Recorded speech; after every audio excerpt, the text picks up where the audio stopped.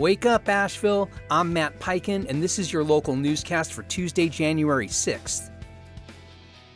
A record 20 candidates have filed to run for Asheville City Council, the largest field in at least a quarter century. 3 incumbents, Vice Mayor Antoinette Mosley and Council Members Shanika Smith and Maggie Ullman, are seeking re-election. Former Council Member Keith Young is among the candidates, along with a mix of educators, small business owners, activists, architects, and nonprofit leaders.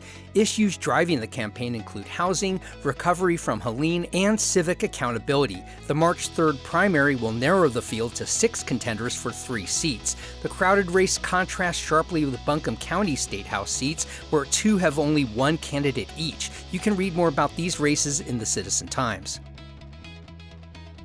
A federal lawsuit accuses 2 now-closed Asheville area youth treatment centers, Solstice East and Trails Carolina, of subjecting teens to forced labor, strip searches, and systematic abuse. The complaint, filed by 5 former residents, alleges the facilities were run by Oregon-based Family Help and Wellness and operated under deceptive claims of professional care.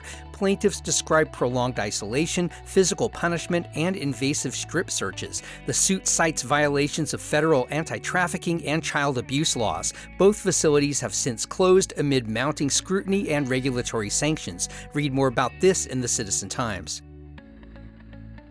North Carolina will receive $213 million in federal funding to support rural health care, part of the Rural Health Transformation Program supported by Congressman Chuck Edwards. The money, authorized under the so-called One Big Beautiful Bill, aims to improve access and outcomes in underserved areas. But health leaders warn the funding is overshadowed in the same law by cuts to Medicaid. William Hathaway of Mahek notes rural hospitals rely heavily on Medicaid and may lose $50 billion over 10 years, contrasting the relative trickle of just over $1 billion expected from this new initiative. Read more about this at WLOS.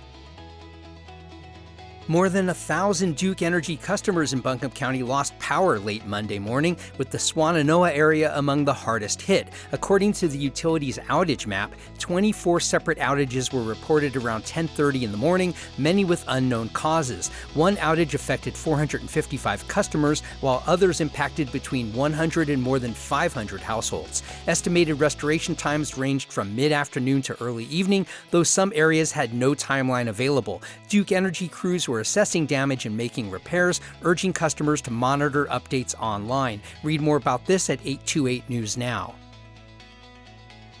And Asheville Buncombe Community Christian Ministry has launched its annual Safe and Warm campaign to help neighbors stay safe during the coldest months of the year. The effort provides coats, blankets, heaters, and utility bill assistance to families, veterans, and older adults experiencing housing or economic instability. Community members can donate online at abccm.org, mail contributions, or drop off items during the annual coat drive January 23rd at Carolina Furniture Concepts in Arden. ABCCM also encourages coat drives and volunteers at its 4 crisis ministry sites. Read more about this at Mountain Express.